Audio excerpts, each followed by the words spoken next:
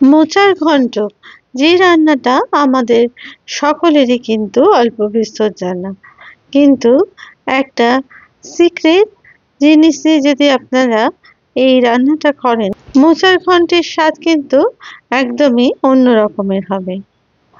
সেই রেসিপি নিয়ে আজকে আমি আপনাদের কাছে হাজির হয়েছি। যে রান্নাটা আমি আমার ঠাকুমার কাছ থেকে শিখেছি, সেই রান্নাটাই আজকে আমি আপনাদের করে দেখাবো। হ্যালো এভরিওয়ান, অসীমার কিচেনে আপনাদের সকলকেই স্বাগত। আমি একটা মাঝারি মাপের মোচা নিয়ে নিয়েছি। মোচাটাকে ভালো করে প্রথমে খোসা ছাড়িয়ে মোচার যে ফুলগুলো হয় সেগুলোকে ছাড়িয়ে নিলাম। তারপরে দেখুন ঠিক এইভাবে যে শক্ত ডাঁটির অংশটা আর পাতলা একটা মাছের আঁশের মতো থাকে, সেই অংশটাকে বাদ দিয়ে আমি ফেলে দিলাম। প্রত্যেকটা ফুলই কিন্তু আমি এইভাবে আস্তে আস্তে ছাড়িয়ে নিলাম। যেহেতু মোচার এই অংশগুলো খুব শক্ত থাকে, তার জন্য এগুলো কিন্তু কাটার সময় অবশ্য করেই ফেলে দেবেন, তাহলে কিন্তু রান্না করার সময় আপনাদের সুবিধা হবে আর এটা খেলে ভালো লাগবে না খেতে। তাই এই অংশটা অবশ্যই করে ছাড়িয়ে ফেলবেন। আমি এইভাবে ছাড়াচ্ছি, অনেকে বটির সাহায্যেও কিন্তু এটাকে ছাড়িয়ে নিতে পারেন।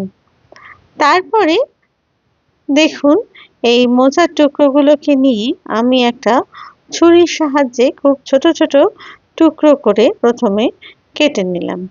আপনারা এই কাজটা বটির সাহায্যেও করতে পারেন।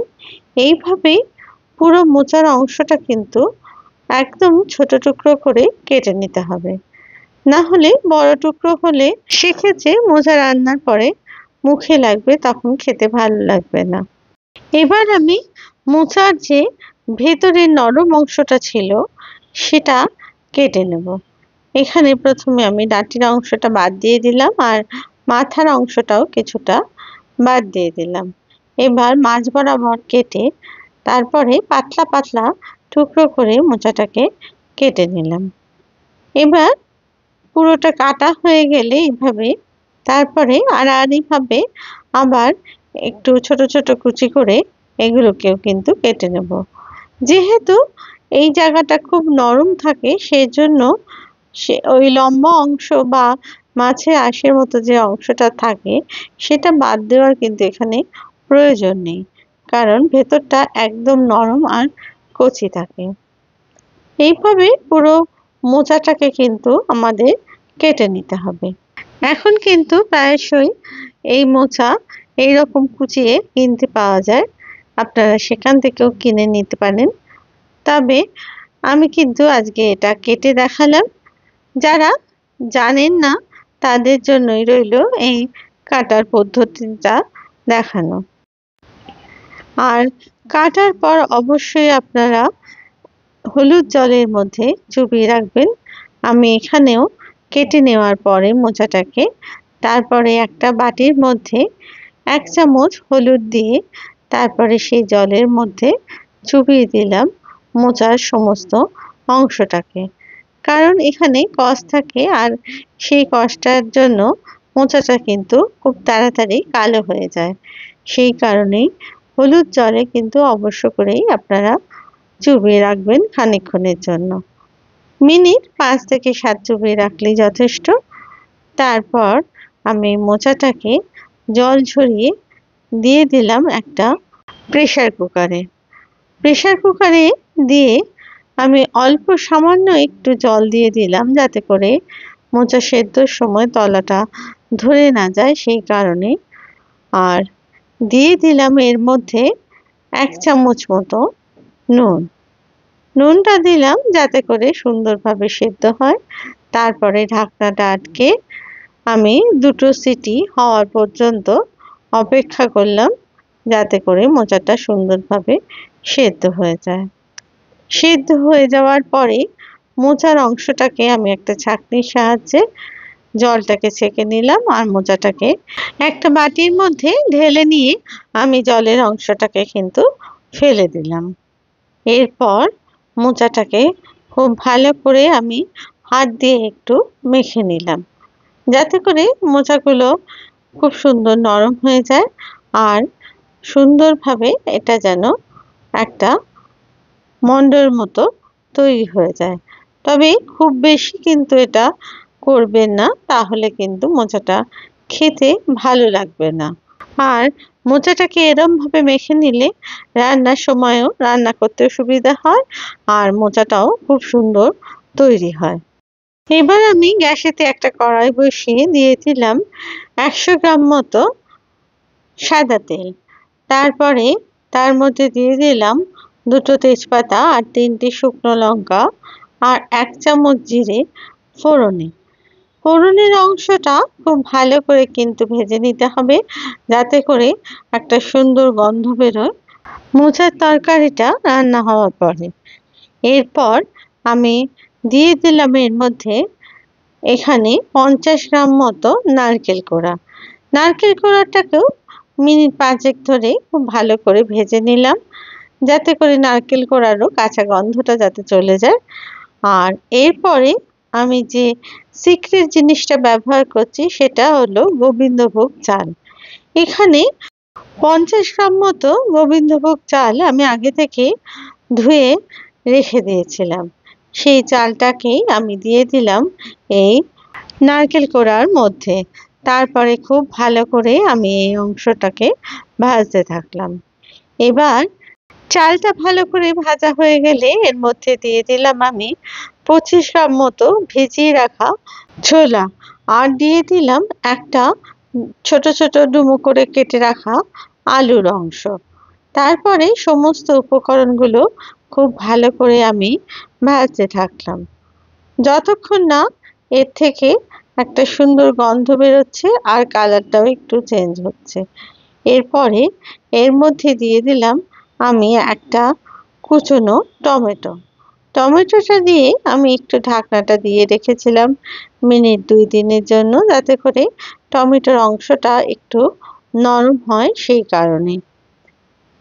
এরপর এর মধ্যে দিয়ে দিলাম 1 চামচ মতো আদা বাটা। আদা বাটাটাকেও খুব ভালো করে কিন্তু ভেজে নিতে হবে, কারণ এই আদার কাঁচা গন্ধটা যাতে না থাকে। এরপর এর মধ্যে দিয়ে দিলাম আমি 1/2 চামচ মতো হলুদ গুঁড়ো, 1/2 চামচ মতো লাল লঙ্কার গুঁড়ো, 1/2 চামচ মতো জিরের গুঁড়ো আর 1 চামচ মতো ধনের গুঁড়ো। সমস্ত মশলাগুলো দিয়ে দেওয়ার পরে দিয়ে দিলাম আমি 2 চামচ মতো জল। এই জলটা আমি ব্যবহার করলাম যাতে করে মশলাগুলো সম্পূর্ণরূপে ভিজে যায় আর মশলাটা সুন্দরভাবে কষানো হয়। যেহেতু আমি এখানে বাটা মশলা দিচ্ছি না, সেই কারণে আমি 2 চামচ মতো জাস্ট জলের ব্যবহার করলাম। আর দিয়ে দিলাম আমি ছোট চামচের 2 চামচ নুন। নুনটা অবশ্যই আপনারা আপনাদের স্বাদ অনুযায়ী দেবেন। যেহেতু আমি আগে মোচা সেদ্ধর সময় নুনের ব্যবহার করেছিলাম, সেই কারণে আমি ছোট চামচের জাস্ট 2 চামচ নুন কিন্তু ব্যবহার করলাম। এরপরে নুনটাকে সমস্ত মশলার সাথে খুব ভালো করে মিশিয়ে নিলাম আর এরপর আমি দিয়ে দিলাম 2 চামচ মতো ঘি। ঘিটা ব্যবহার করলাম এই কারণেই, যাতে করে সমস্ত মশলাগুলো মধ্যে ঘিয়ের একটা সুন্দর গন্ধ এসে যায় আর এই রান্নাটাও খুব সুন্দর হয়। এরপর আমি এর মধ্যে দিয়ে দিলাম সেদ্ধ করে রাখা মোচার অংশগুলোকে। তারপরে খুব ভালো করে আলুর সাথে এটাকেও ভাজতে থাকলাম। আপনারা এটাকে এমনি নাড়লেই কিন্তু চলবে, চেপে চেপে দেবেন না, তাহলে কিন্তু আলুগুলো গলে যেতে পারে। আর সেটা যদি আপনাদের মনে হয় তাহলে কিন্তু আলুটা আপনারা সবার শেষে কিন্তু মেশাতে পারেন। আমি ঢাকনাটা দিয়ে দিয়েছিলাম মিনিট 2-এর জন্য। তারপরে ঢাকনা খুলে আবার খুব ভালো করে এটাকে নাড়াচাড়া করতে থাকলাম, যতক্ষণ না মোচাটা সম্পূর্ণভাবে সমস্ত মশলার সাথে মিশে যাবে ততক্ষণ কিন্তু এটাকে এইভাবে রান্না করতে হবে।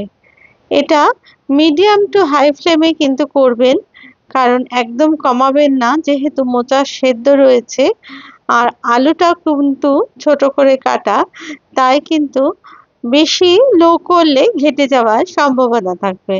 সেই কারণে আঁচ একবার মিডিয়াম আর একবার হাই করে আপনারা নাড়াচাড়া করে মোচাটাকে তৈরি করে নেবেন। ঠাকুমার হাতে এই অসাধারণ রেসিপি কিন্তু অনবদ্য লাগে খেতে, যেটা খেলে কিন্তু আপনারা মোচার স্বাদটা একটু অন্যরকমই পাবেন আর ভুলতে পারবেন না এই রান্না। যেকোনো নিরামিষের দিনেই কিন্তু এই রান্নাটা আপনারা বাড়িতে করে নিতে পারেন। আর খুব কম তেল মশলায় কিন্তু এই রান্নাটা হয়ে যায় আর সময়ও কিন্তু খুব বেশি লাগে না। এরপর এইভাবে নাড়তে নাড়তে দেখুন আস্তে আস্তে মোচাটা অনেকখানি মজে গেছে। এরপর আমি এর মধ্যে দিয়ে দিলাম 1 চামচ মতো চিনি। চিনিটা আপনারা আপনাদের স্বাদ অনুযায়ী দেবেন। আর যেহেতু এটা নিরামিষ তরকারি, তাই চিনিটা দিলে স্বাদটা কিন্তু একটু বেশি ভালো লাগে। তারপরে খুব ভালো করে এটা মিশিয়ে নিলাম। গ্যাসের আঁচটা কিন্তু এই সময় আমি বাড়িয়েই রেখেছি আর এটাকে অনবরত নাড়াচাড়া করে এটাকে একদম ঝরঝরে সুন্দর তৈরি করে নিতে হবে। সবশেষে আমি দিয়ে দিলাম 1/2 চামচ মতো গরম মশলার গুঁড়ো আর দিয়ে দিলাম 1 চামচ মতো ঘি। এরপরে খুব ভালো করে ঘি আর গরম মশলা মিশিয়ে নিলাম মোচার মধ্যে আর তেজপাতার অংশগুলোকে আমি তুলে ফেলে দিলাম। এরপর দেখুন আস্তে আস্তে মোচাটা কতখানি সুন্দর তৈরি হয়ে গেছে আর কতখানি কমে গিয়ে অল্প একটু হয়ে গেছে। এখন একদম পারফেক্ট মোচার ঘন্ট কিন্তু আমার একদমই তৈরি। যদি আপনাদের এই রেসিপি ভালো লেগে থাকে তাহলে প্লিজ লাইক, শেয়ার আর কমেন্টস করতে ভুলবেন না। আর আপনারা যদি আমার চ্যানেলে নতুন বন্ধু হন তাহলে প্লিজ চ্যানেলটিকে সাবস্ক্রাইব করে দেবেন আর পাশে থাকা বেল আইকনটিকে প্লিজ প্রেস করে দেবেন, যাতে করে নতুন রেসিপি দিলে সহজেই তা আপনাদের কাছে পৌঁছে যায়। সবশেষে আমি দিয়ে দিলাম 2 চামচ মতো নারকেল কোড়া। নারকেল কোড়া দিয়েও আমি খুব ভালো করে কিন্তু এটা মিশিয়ে দিলাম মোচার ঘন্টর মধ্যে। আর আরও 1 চামচ ঘি দিয়ে আমি এবার গ্যাসটাকে অফ করে দিলাম। অফ করে ঘির অংশটা পুরো মোচার মধ্যে সুন্দরভাবে কিন্তু মিশিয়ে দিলাম। এবার আমি গ্যাস অফ করে আমি এটাকে পরিবেশন করলাম একটা বাটির মধ্যে।